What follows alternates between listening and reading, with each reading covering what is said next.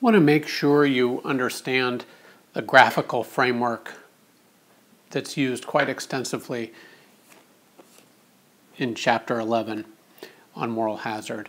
So you notice figure 11.1 on page 206 and figure 207, figure 11.2 on page 207 examine the question of ex ante moral hazard. That is, how does one's behavior change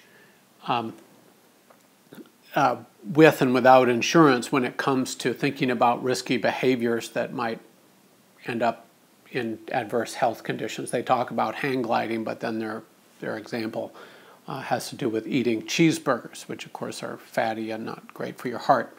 The discussion goes on and talks even more extensively about ex post moral hazard. And by the time you get to figure 11.3, we're talking about ex post moral hazard. And ex post moral hazard is moral hazard having to do with using the healthcare services that your insurance now enables you to afford more easily. When we talk about ex post moral hazard, we're talking about the tendency under most insurance arrangements to use more health services because of insurance. So ex ante, riskier behaviors; ex post, using more health services for any given health condition. So I'm just going to use the ex post analysis, but if you understand that, you can understand the ex ante analysis. It's the same framework, just different axes and different good or service on being considered. Well, I wanted to build out the framework a little more carefully than Bhattacharya is able to in a static textbook. So what I'm going to do is, let's just think about the middle panel, 11.3, figure 11.3, this panel B. Excuse me, it's a co-payment plan. And notice, I'll leave it to you to think through the case of full insurance, that's panel A, and then co-insurance.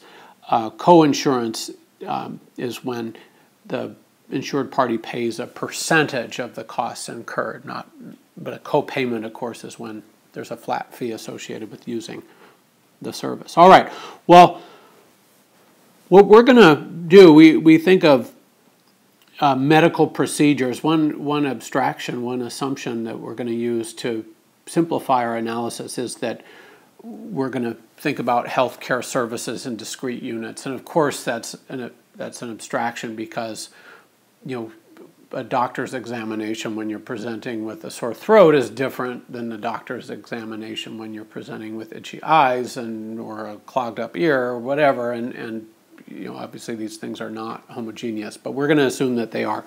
So let's do physician office visits.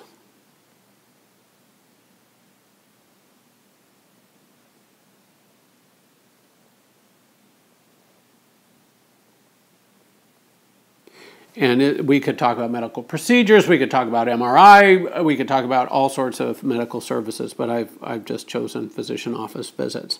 So this will be the quantity is number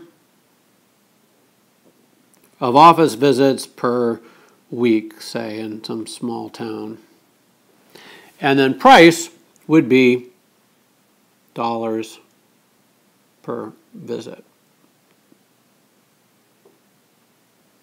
And I could do this on the individual level. I've chosen to do it on a market-wide level. And we'll proceed accordingly. The downward sloping nature of demand in this case simply describes that the human condition that there's at high prices, if we paid high prices for a physician's office visits, there's relatively few conditions that would bring us in. If it cost us $1,000 a visit, well, if we broke our arm or had, little plants growing in our throat. We might even let our own body fight strep throat. I'm not sure. At $1,000 a pop, for me, that would be a bit of a wash. I guess if we're burning with fever and we've got white platelets on our tonsils, we'd go in even for $1,000. But man, it would hurt. But we would not go in for the minor cuts. We would not go in for this or that rash until it obviously became something critical. There would be relatively few services. However, you know, if office visits were very, very inexpensive, well, yeah, you may as well go check out some, you know, mildly suspicious situations. My wife just went into a dermatologist to have her moles checked. Nothing too serious, but you know, there was a little bit of discomfort, and you know, was worth checking out. We did it right away. Maybe we ought to have, even if they were $1,000, but it made it a lot easier given that our copay was $20.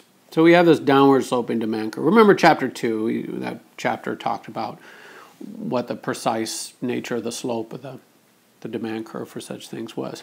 Well, let's suppose we had, and we're making an assumption similar to the one implied in the book. I'm just going to make it explicit. Let's suppose that there's some cost associated with offering the visit, and this is where the implication is. Let's suppose that cost is equal to the marginal cost. The price is equal to the marginal cost of providing the service. Well, if there were no insurance, we'd expect, on average, the number of office visits per week to be Q naught. And that's simply on the economic logic that people will go in to see the doctor if their value, that's the demand curve, is also the marginal value function. If people value an office visit at more than the price, well, they'll do it. You know, the basic logic of microeconomics is if the benefits of an action exceed the costs of an action, then do the action. But if the benefits are less than the action, then don't do the action. Anyway, so all these visits that are valued higher than their costs are going to happen, but no visit that's valued at less than their cost is going to take place. And that's without insurance. This is invoking an assumption that humans are rational beings, which sometimes is true, but we get a pretty good approximation to a lot of behaviors by invoking that assumption, even though we know people are not particularly rational in a very precise way anyway. All right, well, along comes a copayment. Let's suppose that instead of paying price P, we'll call that very cleverly P naught.